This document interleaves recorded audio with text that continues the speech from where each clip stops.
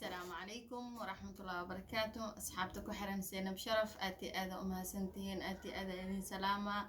عاو حانشوغا قريقا مجوغوا إيجيدين عاو مركا قبر أو صاحبة آتي آذا اسكوه في عنا هيا جوغا حافظ وانك مقانا هاي لكن ما انت وحا انت اسو فريسي ان رو فيديو غان انا امصود دو أصحاب بدن أو فيسبوك مثلا مسنجركا waayo daraad laba maalin ka hor fiidiyoogayga aan u sheer gareeyay maasha Allah in badana ka soo jawaabta ka soo hadasha arka qeyr Allah idin siiyo maad celintaas maanta iga ahaan weysay sa walaaltinimada aad u jeceshiin walaashiinaan ahay aad garab ii siiseen maasha Allah marka waxaan rajeynayaa inta i caawisay inta i caawininbo maasha Allah qeyr badan Ilaahay idin siiyo maasha Allah aad u mahadsantihiin waayo maanta haddaad qofka walaalkaaga maanta hal shay hadduu kuu sameeyo aad mahadsanid aadan dhihin mise abaalkiisa aadan sheegin waxaad tahay qof xunaad tahay marka ma jecli qof maanta walaalkayga aan ii caawiyay inaan ka aamuso waa diiday anoo fiidiyoyaal badan aan fursad u helaynin balse maanta anoo guriga walaasheeda jooga saaxiibadeeda aan joogo waxaan jeclaystay mise aan niyeystay inaan mahadcelintaas idin soo duubo hadduu Ilaahay karaan noqdo goorteena qatab ama caaw ama bir ha noqoto idin soo gaaray hadduu Ilaahay karaan noqdo marka asxaabteeda waxaan idin rajeynayaa caafimaad badan khayr badan inta dhiman waxaan ka rajeynayaa inay igu caawiso subscribe-ka like share-ka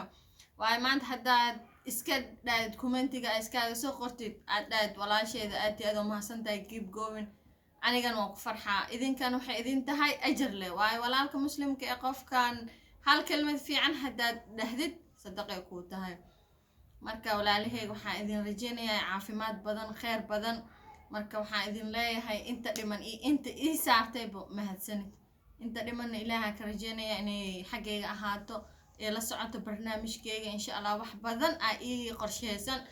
inta bishaan yarta intaan yarta ka dhiman insha Allah bal aan isugno ii soo duceey anina culeyska inuu Ilaahay iiga qaado aan asxaabteeda rabo aan markasta aan ka farxin karo hadduu Ilaahay karaan noqdo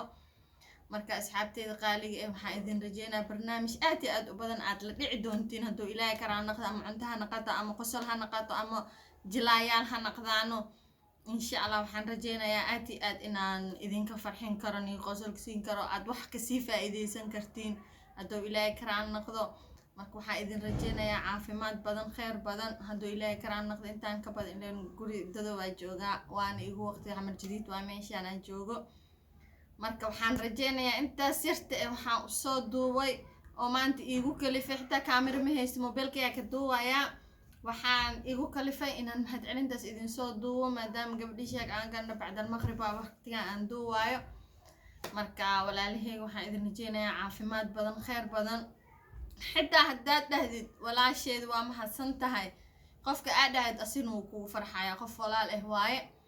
marka walaalahayga qaaliga wiilal gabdho isku jiraan waxaan idin leeyahay mahadsanidin aad u mahadsantihiin sidaas iyo nabadgelyo assalaamu calaykum waraxmatullaahi wabarakaatu like share comment waxaasna xaqiina waa idin maba idin sheegayo waa ana idin dhihinbo maasha Allah waa isoo caawisaan intaan in ka badan in xaqiina idin ka rajeynayaa hadduu Ilaahay karaan noqdo assalaamu calaykum waraxmatullaahi wabarakaatu